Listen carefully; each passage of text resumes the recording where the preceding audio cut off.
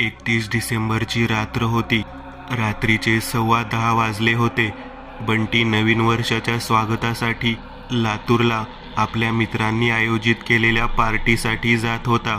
त्याचे सर्व मित्र दुपारीच तेथे पोहोचले होते, पण काही काम असल्याने त्याला लातूरला निघण्यास उशीर झाला होता. लातूर अजून 1-1.5 तासाच्या अंतरावर होते. त्याला कसल्याही परिस्थितीत 12 वाजायच्या आत लातूरला पोहोचायचे होते. जसजशी रात्र वाढत होती तसतशी थंडी वाढत चालली होती. थंड हवेने आता बंटीचे जॅकेट पार करून त्याला पिडायला सुरू केले होते.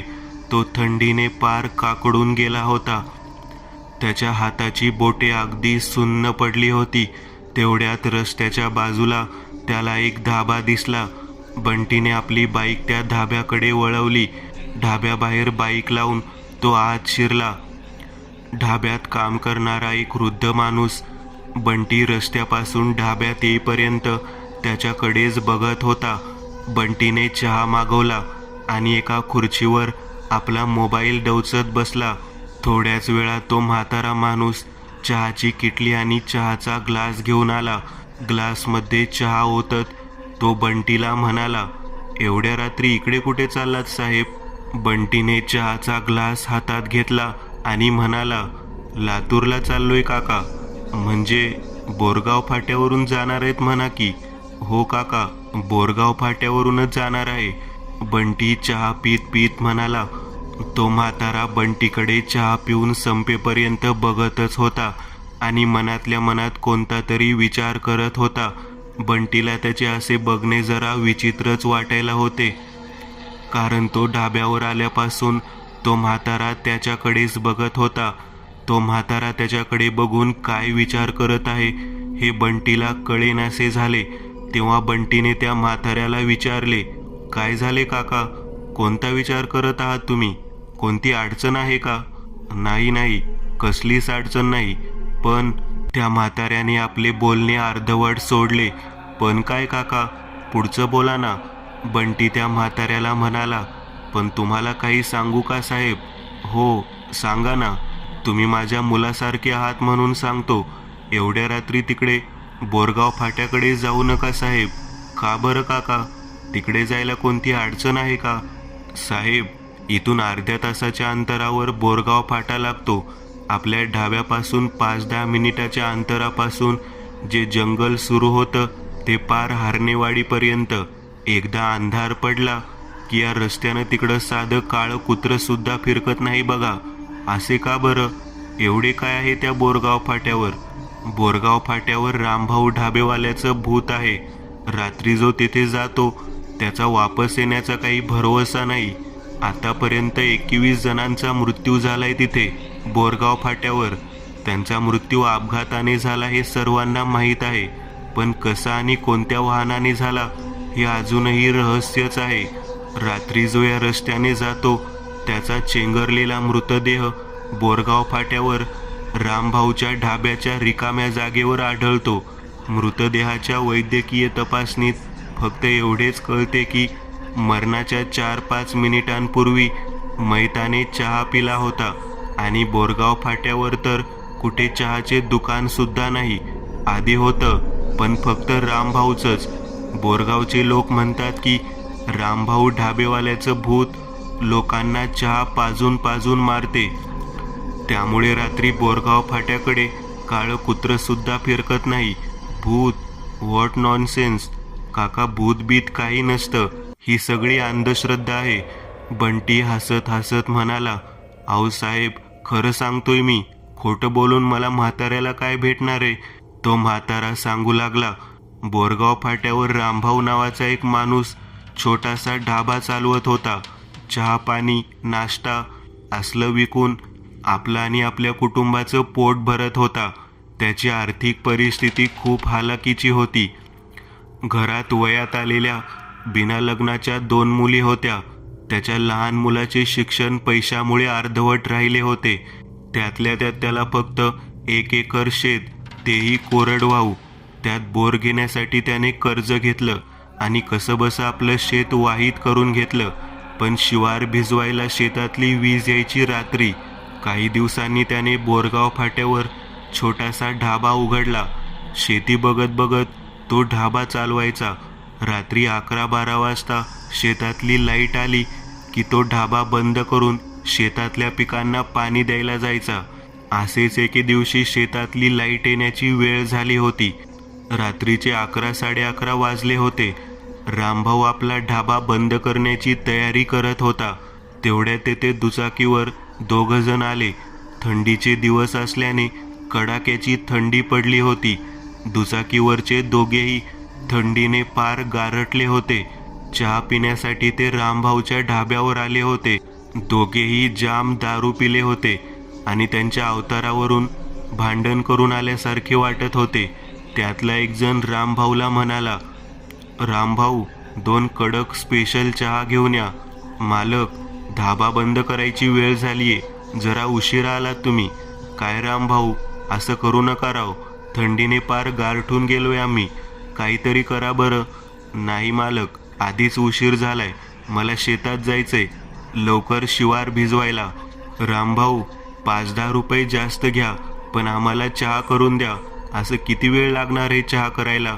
थंडीत काकडलेल्या त्या दोघांना बघून रामभाऊंच्या मनात थोडीशी माणुसकी जागवली. वरून त्याला 5-10 रुपये जास्त मिळणार होते, त्यामुळे रामभाऊ चहा करण्यास तयार झाला. थोड्याच वेळात रामभाऊ कडक चहाची किटली घेऊन आला. रामभाऊने ग्लासात चहा ओतला आणि दोघांना प्यायला दिला आणि बाजूच्या खुर्चीवर जाऊन बसला. तुम्ही थोडी घेतलेली दिसते. रामभाऊ त्या दोघांना म्हणाला. थोडी नाही, खूप घेतलीये, असे म्हणत दोघे मोठमोठ्याने हसू लागले. रामभाऊचे लक्ष त्या दोघांपैकी एकाच्या चेहऱ्यावर गेले. त्याच्या चेहऱ्यावर मार लागला होता, तर दुसऱ्या सदरा थोडा फाटला होता. रामभाऊ त्यांना म्हणाला, हाणामारी केली काय? हो, येथे येण्यापूर्वी केली थोडी, हातपाय तोडले आम्ही साल्यांचे, असे म्हणत दोघेही पुन्हा हसू लागले. मी काय म्हणतो, आज रात्री झोपा इथेच, तुम्ही थकलेले दिसता आणि वरून तुम्ही नशेत आहात. हो भाऊ, झोपतो की, खूप खूप उपकार होतील आमच्यावर. तो दुचाकीस्वार नशेत रामभाऊला हात जोडून म्हणाला. रामभाऊ आत अंथरून पांघरून घ्यायला गेला. तोच रस्त्यावरून लांबून ट्रकच्या हॉर्नचा जोरात आवाज येऊ लागला. ट्रकच्या टायर्सचा आणि ब्रेकच्या घासण्याचा आवाज येत होता. असे वाटत होते की ट्रक चालकाचा ट्रकवरील ताबा सुटला आहे. तो ट्रक ढाब्याच्याच दिशेने येत असल्याची शंका रामभाऊला आली. तो पळत ढाब्याच्या बाहेर आला. तोच तो भरधाव ट्रक त्याच्या ढाब्याला धडकला. त्याचा ढाबा पूर्ण जमीनदोस्त झाला. या अपघातात रामभाऊ, ढाब्यातले दोन्ही दुचाकीस्वार आणि ट्रक चालक जागीच ठार झाले. क्लीनर मात्र गंभीर जखमी झाला होता. त्यानंतर त्याला वेड लागले आणि एके दिवशी त्याचा मृतदेह चेंगरलेल्या अवस्थेत बोरगाव फाट्यावर आढळला. त्या क्लीनरच्या मृत्यूनंतर काही दिवसांनी बोरगावातले एक टुकार पोरग रात्री दारू पिऊन बोरगाव फाट्यावरून गावात जात होतं. तेव्हा त्याला फाट्यावर रामभाऊचा ढाबा दिसला आणि त्यात रामभाऊ होता. रामभाऊ त्याला चहा पिण्यासाठी ढाब्यात बोलवत होता. रामभाऊला बघून त्याची नशाच उतरली. ते पोरग कसंबसं गावात पोहोचलं आणि त्या रात्री त्यानं सगळ्या गावाला रामभाऊच्या भूताविषयी सांगितलं, पण त्याच्यावर कोणीच विश्वास ठेवला नाही. हळूहळू बोरगाव फाट्यावर रामभाऊच्या ढाब्याच्या रिकाम्या जागेवर मृत्यू होऊ लागले. ज्यांनी रामभाऊचे भूत बघितले त्यातले अर्धे तर वेडे झाले आणि बाकीचे जे त्याच्या तावडीत सापडले त्यांचा मृत्यू झाला. त्यामुळे आजूबाजूच्या गावातल्यांनी बोरगाव फाट्यावर रात्री जाणेच बंद केले. हळूहळू ही बातमी सगळीकडे पसरली. त्यामुळे आज तिकडं कोणच फिरकत नाही. बिचाऱ्या रामभाऊ सोबत खूप वाईट झाले. तो बिचारा ढाबा बंद करून चालला होता, पण त्याचे मरण जणू ठरलेलेच होते. त्याच्या सगळ्या इच्छा अपूर्ण राहील. त्याच्या मुलीची लग्न, पोराचे शिक्षण, पैसे कमावणं सगळं अपूर्ण राहिलं. त्यामुळे त्याच्या आत्म्याला शांती मिळालीच नाही आणि आजही रात्री बोरगाव फाट्यावर त्याचे भूत ढाबा चालवताना दिसते. रामभाऊच्या मृत्यूची आणि त्याच्या भूताची गोष्ट ऐकून बंटी एकदम थक्क झाला होता. त्याने अशी हृदयद्रावक गोष्ट पूर्वी कधीच ऐकली नव्हती. त्याला रामभाऊविषयी खूप वाईट वाटत होते. शिवाय भूताची गोष्ट ऐकून बंटी काहीसा घाबरलाही होता. बंटीच्या चेहऱ्यावरची भीती पाहून तो म्हातारा पटकन म्हणाला, साहेब, आजच्या रात्री थांबा इथंच, आपल्या ढाब्यावरच्या खोलीत. एकदम बेस्ट खोली आहे. जास्त भाडं नाही घेत आम्ही. 100-200 रुपये. तुमच्या मनातनं जेवढे द्यायचे तेवढे द्या. आणि उद्या सकाळी लवकर उठून जावा लातूरला. काय काका, मला वाटलेच होते काहीतरी घोळ आहे म्हणून. तुम्हाला फक्त तुमच्या खोलीच्या भाड्याचं पडले आणि भूतबीत काही नसतं. त्यामुळे लोकांना फसवण्यासाठी तुम्ही दुसरी कहाणी शोधा. तुम्हाला खोटंच वाटतंय तर जाऊ द्या साहेब, पण तुमच्या भल्यासाठी सांगतो, तुम्ही बोरगाव फाट्यावर जाऊ नका. बाय द वे, गोष्ट खूप छान होती. लिहून ठेवा, खूप प्रसिद्ध होईल. ही काय गोष्ट नाही, सत्य आहे. त्या म्हाताऱ्याच्या गोष्टीने त्याने जास्त लक्ष दिले नाही. त्याने घड्याळाकडे पाहिले आणि त्याचे डोळे मोठे झाले. घड्याळात 11:15 झाले होते. त्याला कसल्याही परिस्थितीत लातूरला पार्टीमध्ये 11:15च्या आधी पोहोचायचे होते. ढाब्यापासून लातूरचे अंतर अजून 1-1.5 तासांचे होते. तो गडबडीत उठला आणि त्या चहावाल्याला म्हणाला, काय फालतू भूताची गोष्ट सांगून माझा वेळ वाया घालवलायत काका. सांगा चहाचे किती पैसे झाले. अहो, फालतू गोष्ट नाही ही. तुम्ही खरंच तिकडे एवढ्या रात्री जाऊ नका. तुम्हाला माझी गोष्ट खोटी वाटतेय तर इथून थोड्याच अंतरावर रस्त्याच्या कडेला महाराष्ट्र शासनाने लावलेली पाटी वाचा. काका, जाऊ द्या. सांगा किती पैसे झाले. मी फक्त सांगायचं काम केलं. तरी तुम्हाला तिथे जायचंय तर जावा. 10 रुपये झाले चहाचे. बंटीने चहावाल्याच्या हातावर पैसे ठेवले आणि आपल्या बाईकच्या दिशेने निघाला. मागून चहावाला बंटीला म्हणाला, साहेब, पुन्हा एकदा विचार करा. परत पश्चाताप करण्याशिवाय तुमच्याकडे दुसरा कोणताच मार्ग राहणार नाही. यार, मला नाही करायचा विचार आणि मला कोणता पश्चातापही होणार नाही. बंटी जोरात ओरडला आणि आपल्या बाईकवर रागाने तेथून निघून गेला. बंटी स्वतःशीच बोलत होता, काय मूर्ख लोक आहेत यार. आजच्या काळात अशी अंधश्रद्धा बाळगतात. याच लोकांमुळे भोंदूबाबा आणि गुन्हेगारी प्रवृत्तीचे लोक आज त्यांच्या या अंधश्रद्धेचा फायदा घेतात.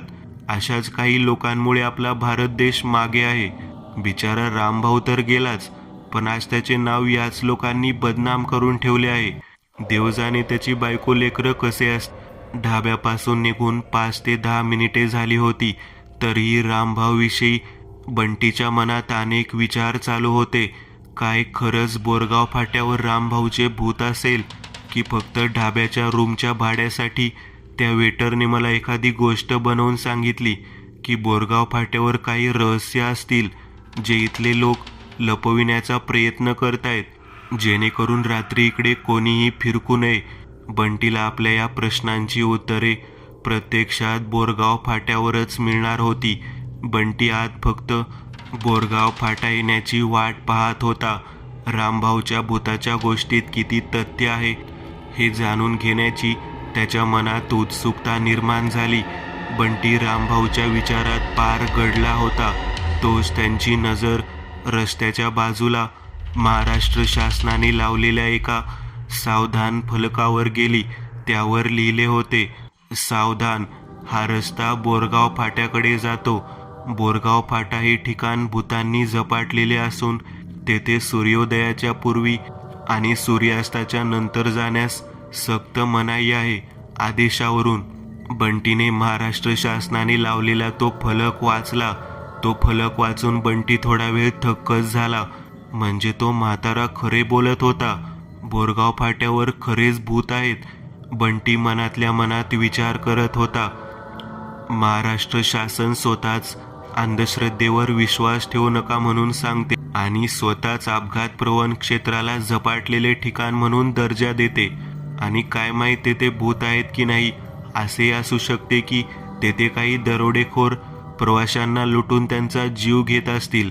असे पण येथे एवढे मोठे जंगल आहे. लपण्यासाठी खूप जागा आहे. त्यांनी या जंगलालाच आपला अड्डा बनवला असेल.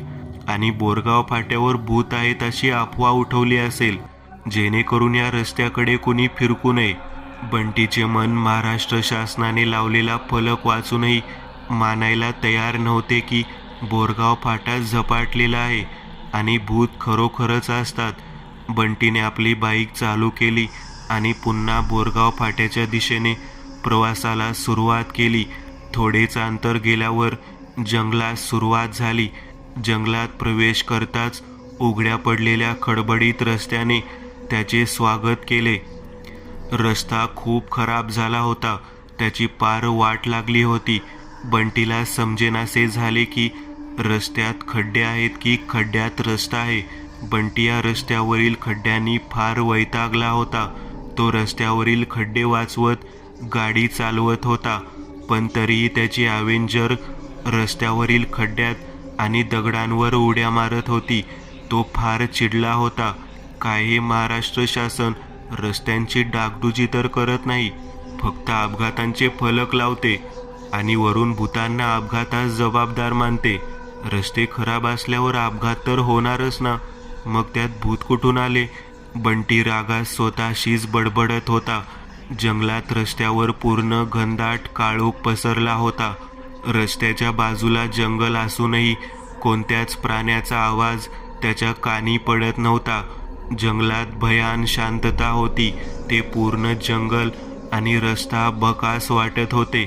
बंटी या खड्ड्यातील रस्त्यातून आपली वाट शोधत शोधत पुढे चालला होता. तोच गाडीच्या प्रकाश झोतात त्याला दूरवर रस्त्याच्या कडेला कोणीतरी उभा असलेले दिसले. जंगलात एवढ्या रात्री या सामसूम रस्त्यावर हा माणूस काय करत असेल? बंटी विचार करत होता. काय हा दरोडेखोरांचा सापळा तरी नसेल ना? त्याने पटकन आपली बाईक थांबवली. त्याने आपल्या डोक्यावरील हेल्मेट काढले आणि आपले डोळे चोळून पुन्हा पाहिले. त्याला पुन्हा तिथे एक व्यक्ती दिसली. आता तो व्यक्ती बंटीच्या दिशेने पुढे पुढे सरकत होता. बंटीने पटकन आपल्या खिशातली रिव्हॉल्वर काढली आणि त्या व्यक्तीवर रोखून ठेवली. तो व्यक्ती आता बंटीच्या 10-15 पावलांवर आला होता. थांब रे, एक पाऊल पण पुढे टाकू नको. बंटी त्याच्यावर रिव्हॉल्वर रोखून जोरात ओरडला. तसा तो माणूस आपल्या जागेवर थांबला आणि घाबरत आपले हात वर करून म्हणाला, भाऊ रिलॅक्स, मी काही चोरबीर नाही. माझी बाईक तिथे समोर बंद पडलीये. मला हरणेवाडीपर्यंत लिफ्ट मिळेल का? लवकरच कळेल तू चोर आहेस की नाही. चल आपल्या डोक्यावरची हुडी काढ. त्याने आपल्या डोक्यावरची हुडी काढली. तो बंटीच्याच वयाचा एक तरुण मुलगा होता. त्याचा चेहरा पांढरा शिपट होता, जणू त्याने पिठातच तोंड बुडवले होते. त्याचा चेहरा जरा सुरकुतलेला होता. चेहऱ्यावरून तो चांगल्या घरातला वाटत होता. चल आता तुझे सगळे खिसे रिकामे कर, बंटी त्याला म्हणाला. त्या मुलाने आपले सर्व खिसे रिकामे केले. त्याच्या खिशात त्याचे पाकिट, सिगारेटचे पाकिट, गाडीची चावी आणि एक रुमाल होता. बंटीने त्याच्या जवळ जाऊन त्याची झडती घेतली, पण त्याच्याजवळ कसलेही हत्यार आढळले नाही. तेव्हा बंटी निर्धास्त झाला. तो कोणी चोर नव्हता. बंटीने त्याला त्याचे नाव विचारले. त्याचे नाव मंगेश होते. ते दोघेही मंगेशच्या गाडीजवळ गेले. तुझ्या गाडीची चावी दे, मी बघतो चालू झाली तर. मंगेशने बंटीला चावी दिली. मंगेशच्या गाडीवर नंबर नव्हता, पण त्याची गाडी जुनी वाटत होती. मंगेशने गाडीला चावी लावली आणि फिरवली. तसा खर्र असा आवाज झाला. असे वाटत होते की गाडीला चावी लावून वर्ष झाली होती, कारण की लॉक गंजले होते. त्याने किक मारली आणि पुन्हा तेच. किकही जाम झाली होती. असे वाटत होते की किकचा वापरही काही वर्षापूर्वीच झाला असेल. असं वाटते की गाडी खूप दिवसांपासून इथेच लावली आहे. किक पण जाम झाली आहे. ही गाडी मंगेशचीच आहे की त्याने कुठून तरी चोरली आहे? बंटी स्वतःशीच म्हणाला. मंगेश, गाडी तुझीच आहे ना? बंटी मंगेशला म्हणाला. हो हो, माझीच आहे. असे म्हणत मंगेशने आपल्या खिशातला मोबाईल काढला आणि त्याला गाडी नवीन घेतलेल्या दिवशीचा फोटो दाखवत पुन्हा म्हणाला, हे बघ, आजच सकाळी काढलाय. आजच सकाळी काढलाय म्हणजे? बंटीने आश्चर्याने विचारले. सॉरी आय मीन ज्या दिवशी गाडी घेतली त्या दिवशी हा फोटो काढलाय. बरं. बंटी म्हणाला. तो मनात विचार करत होता की गाडी घेऊन इतकी वर्ष झाली तरी अजून याला नंबर कसा आला नसेल, आणि फोटो तर मंगेश काळा दिसतोय. त्याने तोंडाला एवढं काय लावलं की तो एवढा गोरा झाला. अंधारातही त्याचा चेहरा दिसतोय. बंटी, काहीतरी गडबड आहे, तो मनाशीच म्हणाला. बंटीला मंगेशवर जरा संशय येत होता. गाडीला अजूनही नंबर नाही आणि गाडी एवढी कशी काही गंजली रे? त्याने मंगेशला विचारले. ते काय आहे ना, गाडी इतक्या दिवस गॅरेजवर बंद पडली होती, ती आज नीट करून घेतलीये. मंगेश चाच पडत म्हणाला. जाऊ दे बंटी, आपल्याला काय करायचे, गाडी कोणाची का असेना, आधीच उशीर झालाय. बंटी मनाशीच म्हणाला. घड्याळात 11 वाजले होते. त्याला लातूरला 12 वाजायच्या आत कसल्याही परिस्थितीत पोहोचायचे होते. मंगेशने आपल्या खिशातली सिगरेटचे पाकिट काढले. त्यातली एक सिगरेट पेटवून तो सिगारेट ओढू लागला. मंगेशला सिगारेट ओढायलेले पाहून बंटीलाही सिगारेट ओढायची तलब सुटली. असे पण थंडी खूप वाढली होती. त्याने पटकन मंगेशला सिगारेट मागितली आणि ती पेटवून ओढली. ओढताच त्याला जोराचा ठसका लागला. असे वाटत होते की ती सिगारेटच नव्हती. अरे सिगारेट आहे की दुसरं काही आहे? बंटी ठसकत मंगेशला म्हणाला. हो, सिगारेटच आहे. दाखव बरं पाकिट जरा. त्याने मंगेशकडून पाकिट घेतले आणि त्याचा ब्रँड बघितला. अरे ही तर प्लॅटिनम आहे. हा ब्रँड तर 2 वर्षांपूर्वीच बंद झालाय ना. बंटीने लगेच त्याची डेट ऑफ पॅकिंग आणि एक्सपायरी डेट पाहिली. त्याची एक्सपायरी मागच्याच वर्षी झाली होती. कुठून घेतला असा ब्रँड? हा तर बंद झालाय 2 वर्षांपूर्वी. बंटीने मंगेशला विचारले. ते मी स्वस्तात भेटली म्हणून घेतली. मंगेश चाच पडत म्हणाला. बंटीला मंगेश काहीसा विचित्र प्रकारचा वाटत होता. जाऊ दे, काही का असेना तिकडे. बस गाडीवर, तुला हरणेवाडीपर्यंत सोडतो. मंगेशने आपली बॅग घेतली आणि बंटीच्या मागच्या सीटवर बसला. दोघेही तेथून बोरगाव फाट्याच्या दिशेने निघाले. बंटीला त्याच्या कंटाळवाण्या प्रवासात एक सोबती भेटला होता. एवढ्या रात्री कुठे चाललास? हरणेवाडीला चाललो होतो मामाकडे. एवढ्या रात्री? मागे चिखलीत थोडं काम होतं, त्यामुळे उशीर झाला जरा. बरं, तुला या रस्त्याची भीती वाटत नाही? नाही, अगोदर वाटत होती, पण आता सवय झालीये. रोजच येणं जाणं झालंय आता या रस्त्याने. पण दिवसा जात असशील ना? मी रात्रीचं बोलतोय. हो, रात्रीच येणं जाणं झालं इकडे आता. ते कसं काय? काही नाही, असंच. बरं. बंटीला मंगेशचे बोलणे जरा पटेनासे झाले होते. बंटीच्या मनात अजूनही रामभाऊच्या भूताविषयी विचार चालू होते. बोरगाव फाट्याविषयी जे त्याने ऐकले होते ते मंगेशला विचारायचे त्याने ठरवले. मंगेश, तुला बोरगाव फाट्याविषयी काही माहिती आहे का रे? हो, माहिती आहे ना. इथून अर्ध्या तासाच्या अंतरावर असेल. रामभाऊ ढाबेवाल्याच्या भूताची गोष्ट खरी आहे की अफवा आहे? हो, एकदम खरी आहे. काय बोलतोयस? म्हणजे तू भूत असतात असे म्हणतोस काय? हो, असतात ना भूत. आपण मानत नाही यार. आजपर्यंत मी खूप झपाटलेल्या ठिकाणी फिरलोय, तेही रात्री, पण आजपर्यंत मला एकही भूत दिसलं नाही.